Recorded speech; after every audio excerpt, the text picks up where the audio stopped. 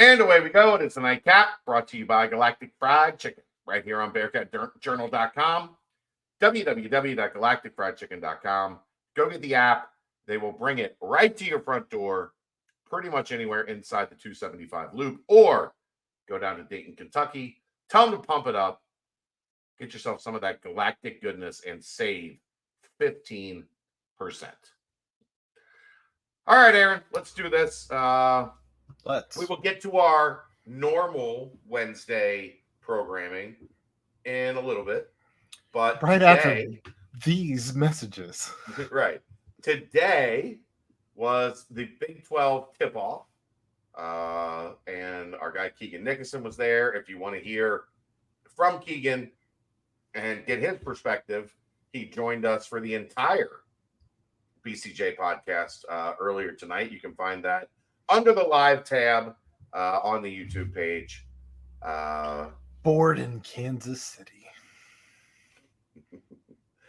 It was a lot of good stuff. I thought Keegan once again did an excellent job representing BCJ Except at tweeting. that event. Except tweeting. He had a rough tweeting day. But that's okay.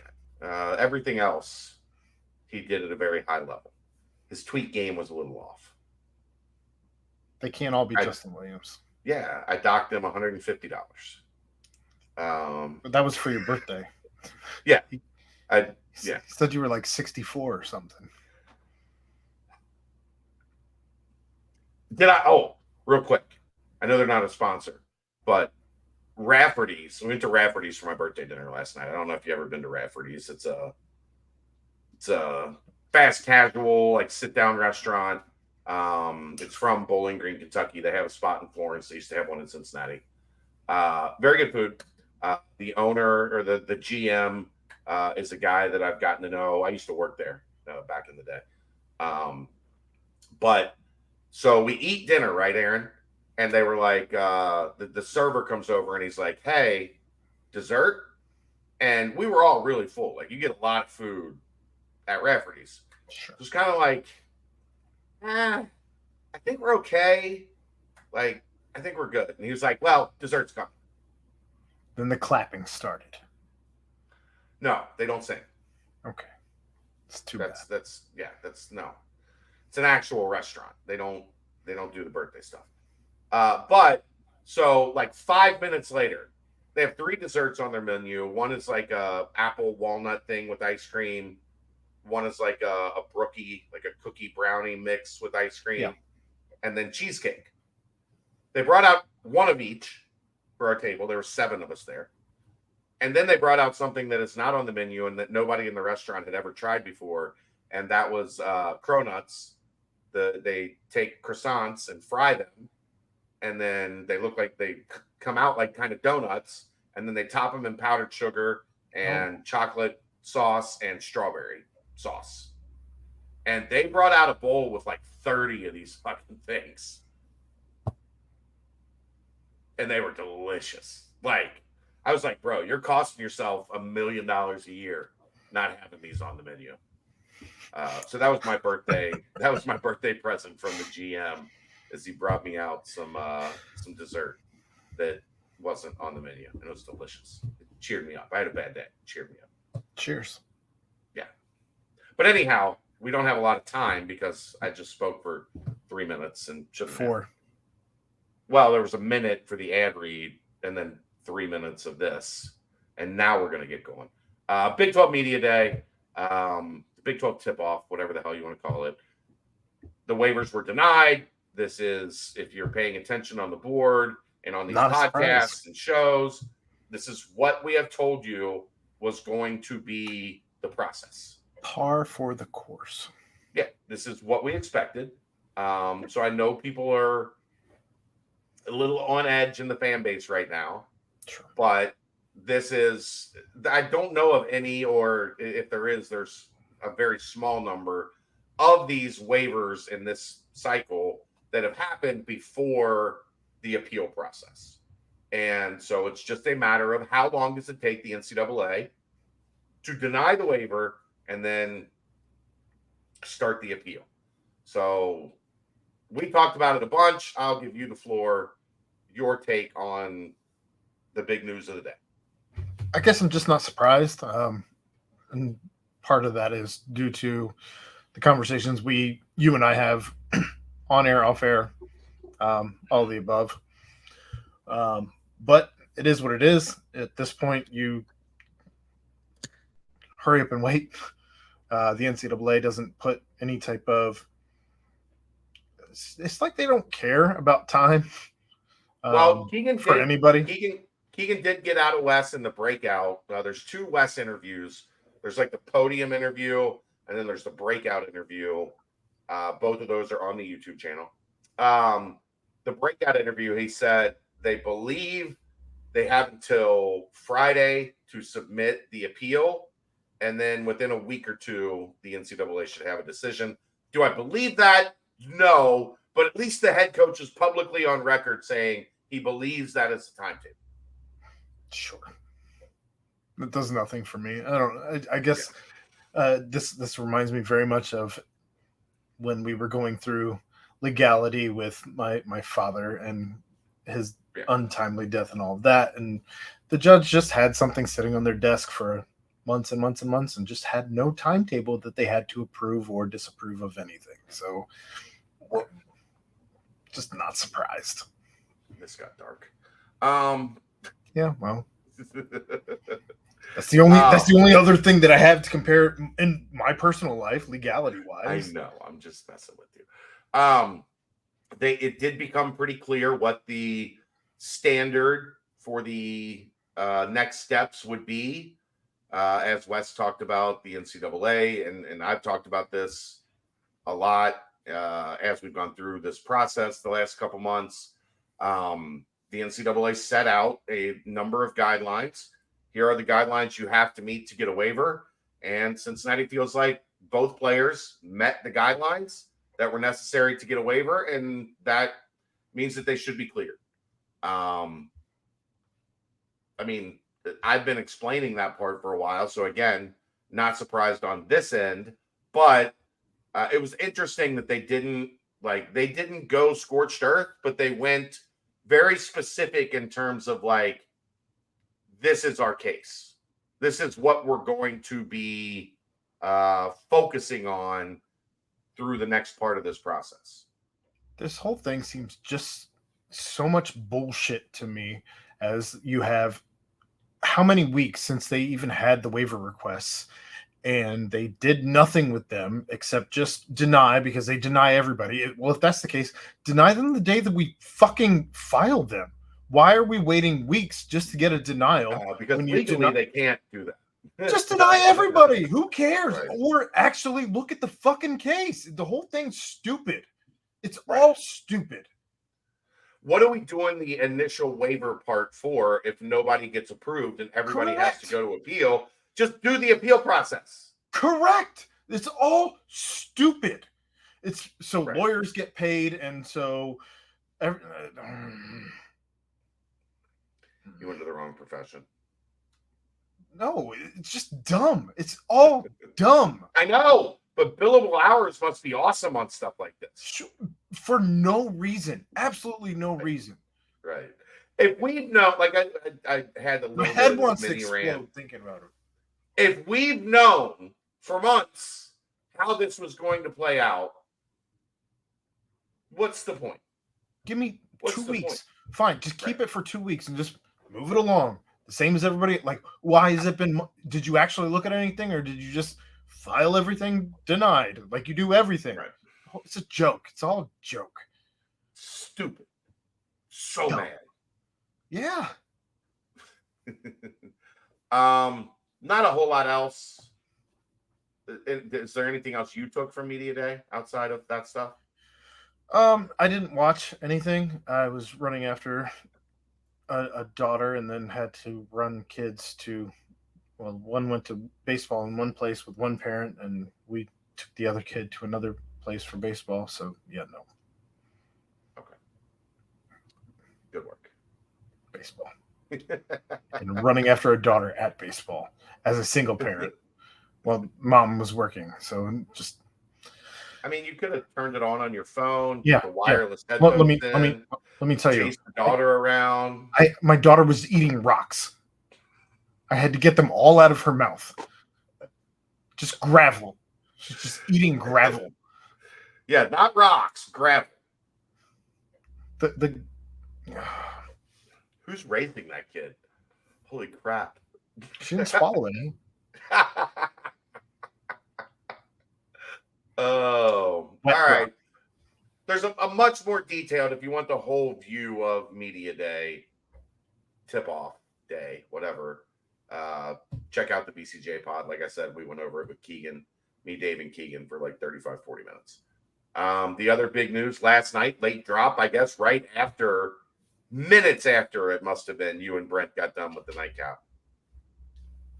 It was. Minute. And if George and I had been doing our show, it would have been breaking news while we were doing the show. However, with your birthday, George being down and out, hope he's feeling better at this point.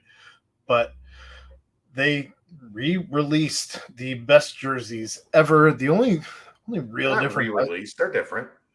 The only difference that I could see with my eyes was just they removed the C-paw on the butt and have replaced it with the Bearcats. Well, the other kind of important thing is the material and design is completely different. I'm sure the material is different. It's Nike now, or I'm sorry, Jordan. Back to Jordan, but it's 2023 instead of 2000. Yes, things are tighter, a little more cropped. Shorts are shorter. Yeah, they don't go down past the knees anymore. Bring back baggy. I'm still team baggy. Bring it all back. But thanks. Design wise, there are a lot of design elements that harken back to yesteryear, which was important. Like if you're going to go back to Jordan, you have to pay homage to one of the greatest designs in uniform history, not basketball uniform history, in uniform history. Football, basketball, baseball, you name it, those were elite. And now you get a return. Red numbers. Are you a red numbers guy? I love the red numbers. I thought they looked great. I like that they are cornered boxes and not the round off, long rectangle cone thing that they had on the shorts at one point. Wasn't a big fan of that compared to just squared off boxes. I'm a big fan of the hard corners on the boxes. Okay. You like this way more than I do. Like I don't. That doesn't. Anyone watching this that watches us regularly is not surprised by any of that. Right. Like I don't. It doesn't move the needle for me at all. Any of this. The reason, like for me personally, in basketball specifically, like it's very white at home with black numbers, black on the road with white numbers. Like it's very cookie cutter. And guess what?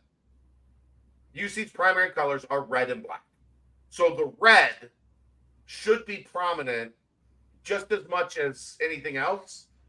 And I think the numbers accomplish that. Yeah. And they are red on the white home uniform and the black road uniform. Like I appreciate that homage to the fact that red is a primary color in UC's color scheme. So I didn't think always that there was enough red on the uniforms. It was always trim, or like it was red back in the Jordan days. I think 05, 06, the last year Jordan was the last year they had the red numbers. So that part I appreciate just for that. Like, yeah, and I'm significant red. I'm curious to see what the other ones look like, and this was just a glimpse, I guess. The white, they had a picture from Media Day with Vic and one of the whites. I've been busy running after a white. I'm just telling you. It's fine.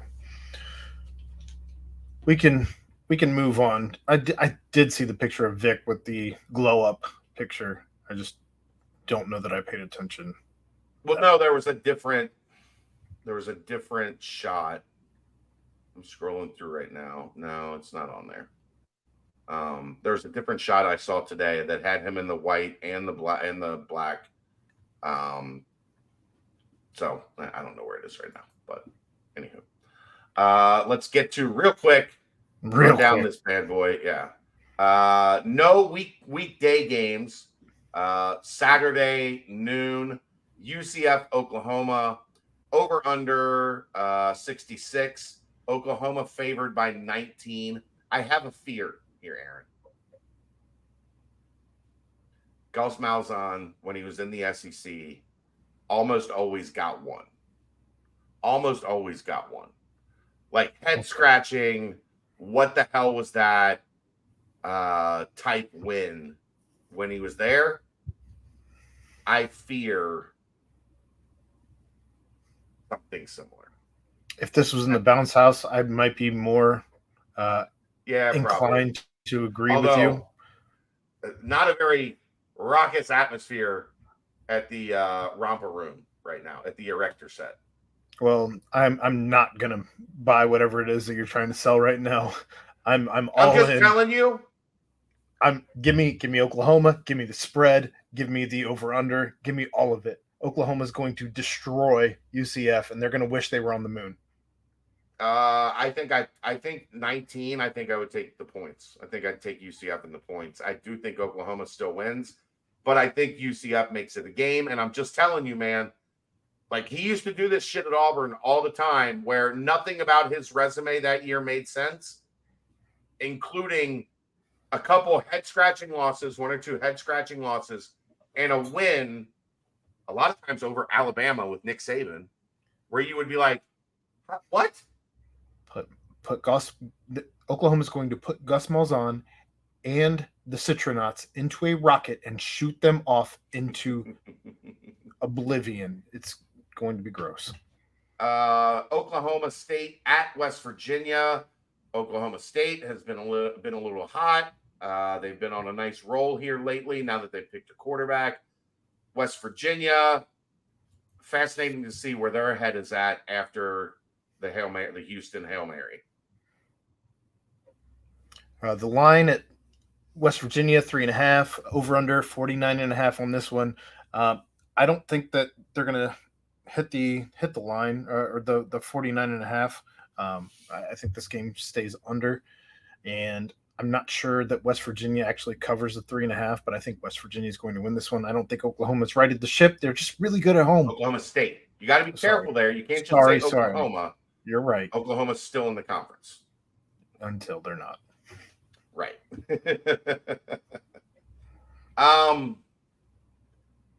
I think West Virginia comes crashing back down to reality. I know you're a big WVU guy this year. I think that Houston loss might be what kind of breaks them. And I think Oklahoma State has been playing better football of late than West Virginia. I think it's going to be close, but I would take Oklahoma State and give the points or take the points. Right? Okay. West Virginia's favored. West Virginia is favored. Yeah, I would give Oklahoma State, take the points, and over under I wouldn't touch with a 10-foot pole. Texas Houston, 23.5. The Longhorns are favorite. Over under 61. I would imagine Texas is pretty salty coming into this game. If the spread was 31.5, I'm taking Texas. 41.5? 31.5. I know. Oh. 41.5? I don't know that I'm taking anyone 40 at a 40-point spread. But that wasn't an instant no. That was a principled no. In any case, it's not going to be a good weekend to be a Red Bull and vodka once again for very different reasons. Is it ever a good weekend in Houston? For very different reasons this weekend. Texas is going to embarrass Houston at home in front of 14 Houston fans. Less fans. They're losing 3 fans from last week. Um, it's going to be a packed stadium full of burnt orange. Yeah. And Houston's going to get dismantled. Texas Tech, BYU. I have no clue on this one. Texas Tech favored by 3, over under 51. BYU laid an absolute egg last week against TCU, I think. Yes. I don't think BYU is very good. I guess I'm inclined to take a surging or an improving Texas Tech and giving the points. Texas Tech favored by 3, the over under 51. I don't know that I'm. Yeah, I'm not touching the over under on that, but the 3 points I'm taking Texas Tech. I don't believe that the new Big 12 teams have shown enough for me to go against the former Big 12 teams at this point, and I'm not a big believer in anything that BYU's shown. Aaron, here's why I'm tempted to take the over. The last 3 weeks, Houston against Houston, Texas Tech scored 49. Against Baylor, they scored 39. And then against Kansas State, they scored 21. I think they're going to put a bunch of points on the board against BYU. It's at elevation. Yeah. Why was Cincinnati okay at elevation? Because BYU's offense stunk. Like, the defense wasn't on the field enough to get tired. I don't know. Maybe that means BYU doesn't score many points. Maybe BYU throws it to the wrong receiver again for a touchdown. Who knows? Yeah. TCU, Kansas State, for me, definitely easily the most interesting game of the weekend. Kansas State favored by 6.5 at home, over under 59. Kansas State has a fun new toy at quarterback. TCU is kind of in Jekyll and Hyde. I was surprised at how easily they handled BYU last week because they haven't consistently been impressive so far.